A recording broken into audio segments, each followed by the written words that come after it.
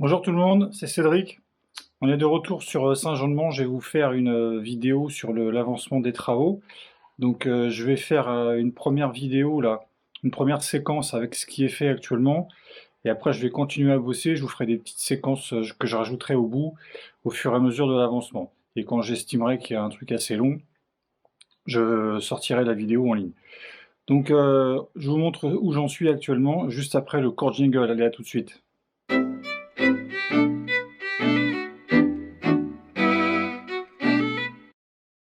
Donc voici, donc j'ai commencé l'isolation du plafond, j'ai quasiment fini.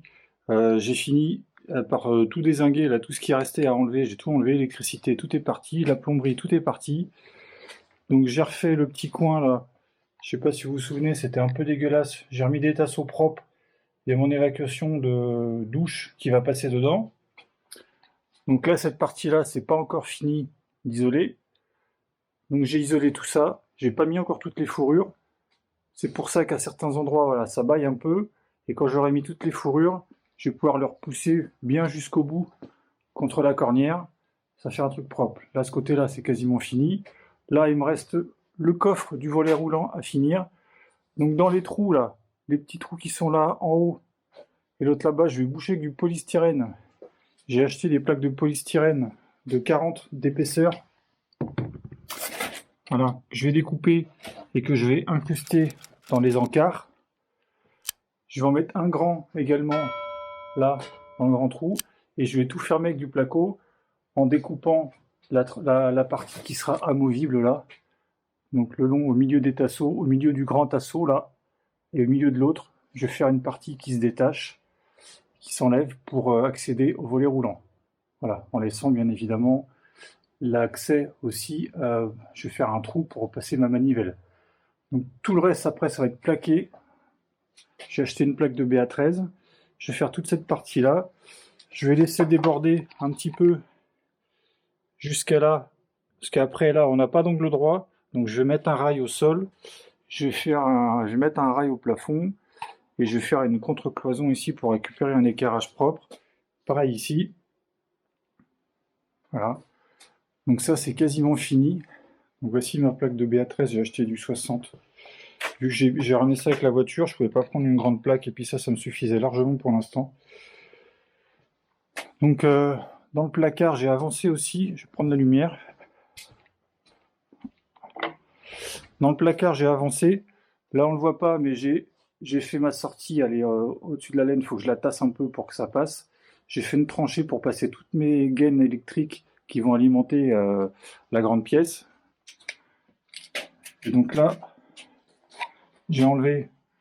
Voilà, j'ai mis mon tableau provisoire. J'ai enlevé tout ce qu'il y avait en trop. J'ai laissé que l'alimentation générale, évidemment. Le compteur, là, je vais le faire changer par Enedis. Là, le tasseau en bois, je vais le sceller au plâtre.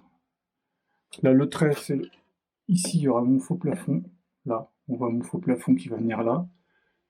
La VMC, je vais l'accrocher au plafond. Le ballon d'eau chaude, j'hésite à le mettre là ou dans les toilettes. Je verrai. Donc là, je vais sceller cette partie-là. Je vais mettre des vis dedans pour que ça prenne bien dans le plâtre. Je vais boucher tout ça au moins jusqu'à un peu au-dessus du faux plafond. Voilà. Ensuite, donc là, on voit qu'on a fait l'isolation également. Je dis on parce que ma femme m'a aidé. Tout seul, c'est un peu galère à faire. Donc ça, c'est fait. Et dans la salle d'eau, alors j'ai plus de lumière, donc j'essaie d'éclairer avec ça. Je sais pas si ça va se voir tellement. Voilà, ça c'est fait.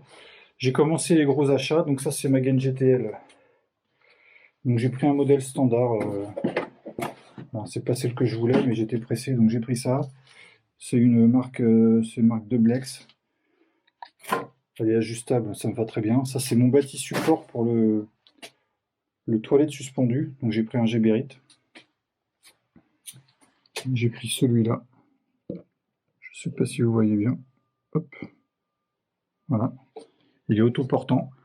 Vu que là, on a une cloison plâtre, donc il sera fixé. Il y a deux grosses platines qui se mettent au sol. Et rien qu'avec ça, quasiment ça suffit. Il y a juste à mettre deux tiges filetées dans dans le carreau de plâtre, juste pour maintenir, mais c'est pas ça qui va porter.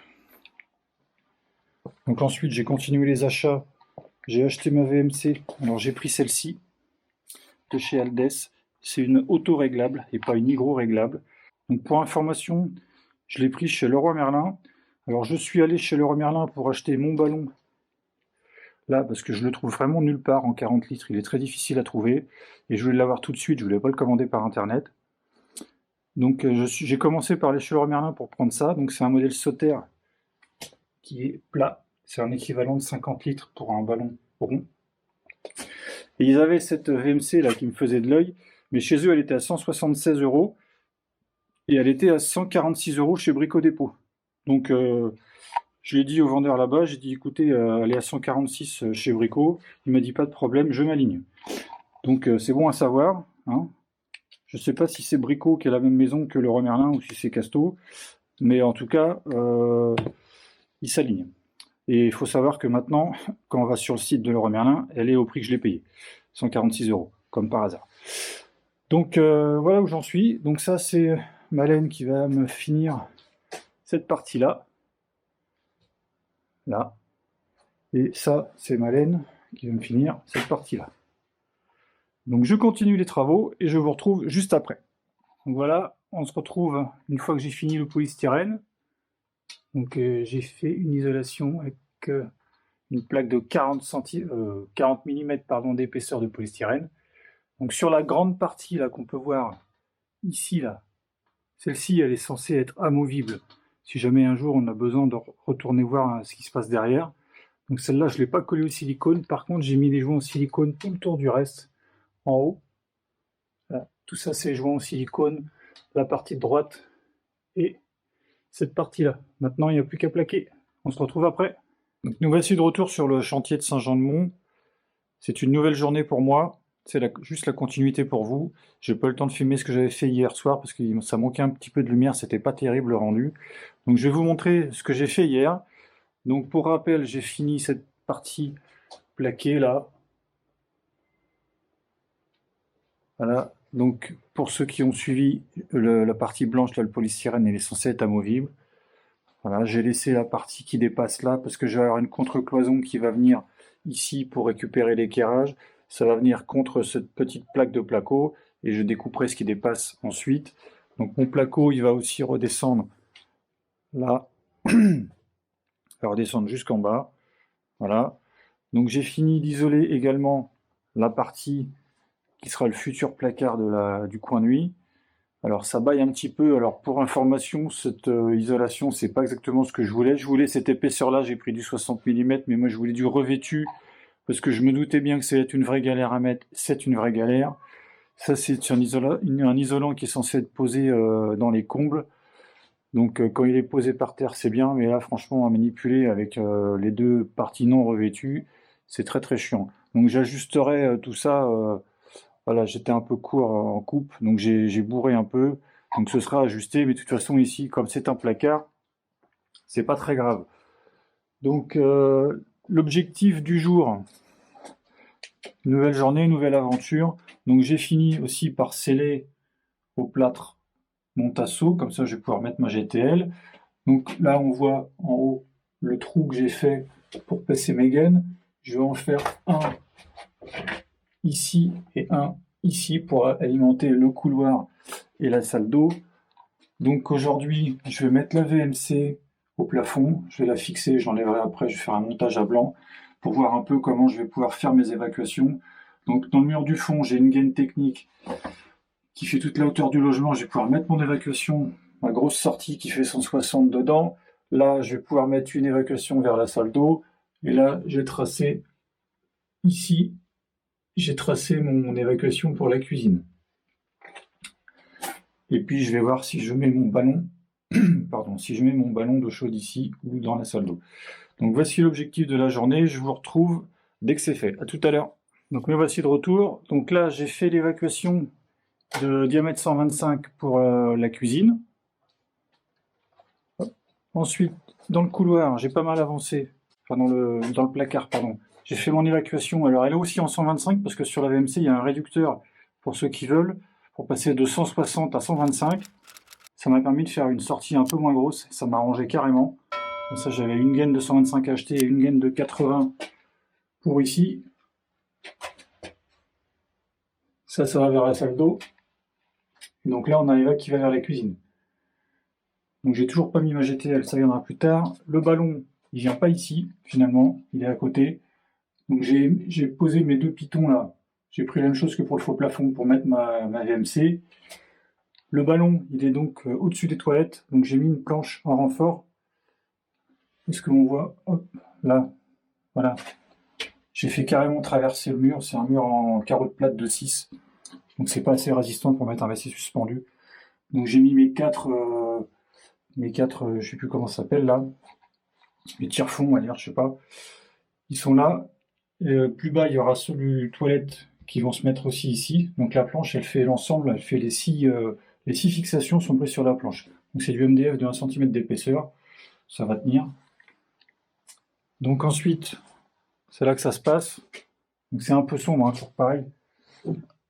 Donc le ballon, alors je l'enlèverai après, hein. Pour l'instant c'est un montage pareil, montage à blanc, pour voir la disposition. Donc là j'ai laissé l'espace, je devrais avoir assez pour mettre une porte coulissante vers l'intérieur et pas à l'extérieur, parce que comme je vous l'avais expliqué au début, j'ai ma porte d'entrée qui est trop proche, ça risque de gêner. Donc mon évac elle est à côté, ça tombe très bien. Le toilette, il est là. Donc on a beau regarder tous les tutos qu'on veut, je vous confirme, c'est une vraie galère. En tout cas moi j'ai galéré, parce que l'évacuation elle était trop basse. D'origine, elle est trop basse. Heureusement qu'il file avec un truc qui est ajustable, mais c'est une vraie galère. Enfin bref. Donc j'ai réussi. Donc pareil, ça c'est pour l'instant c'est fixé, ça tient. Mais c'est pas définitif. Hein. Il faut que je refasse encore 2 trous et que j'ajuste 2-3 bricoles et ce sera fait. Donc voilà pour ici.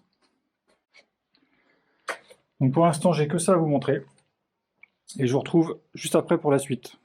Voici la suite des événements. Les gaines sont passées au plafond. Toutes les gaines sont passées. Un vrai chantier. C'est avec 2 nœuds là. Là, il va y avoir des boîtes de dérivation. 2 boîtes de dérivation au-dessus du placard. 2 boîtes de dérivation dans le couloir. Voilà. La prochaine étape, vous avez vu. Je lève plaque. Les plaques de plâtre. C'est parti pour le faux plafond. C'est une première pour moi. J'ai de l'aide. On va faire ça avec ma femme, on va essayer. Je pense que je vais finir la vidéo là-dessus. Je vous montrerai peut-être quand le plafond est fini. Et après, on partira sur un nouveau truc. Allez, je vous dis à plus tard. Me voilà de retour pour la suite. Donc là, il y a eu du boulot de fait. Donc, le placo au plafond est posé.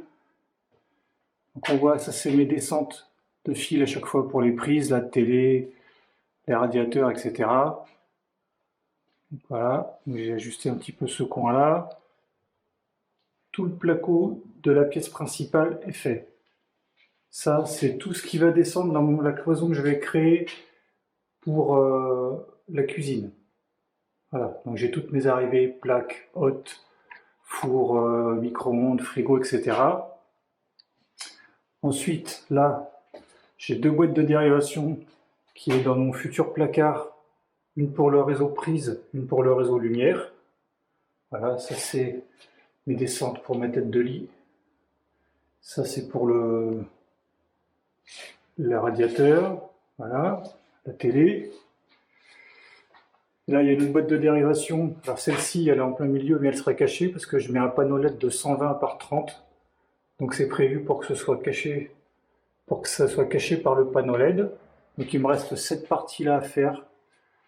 Je ne vais pas faire ça aujourd'hui, je vais m'arrêter là pour la vidéo. Je vais vous laisser. Je vais faire le montage et je vous envoie tout ça dès que possible et je vous retrouve pour la suite des événements. Allez, à ciao, bye bye.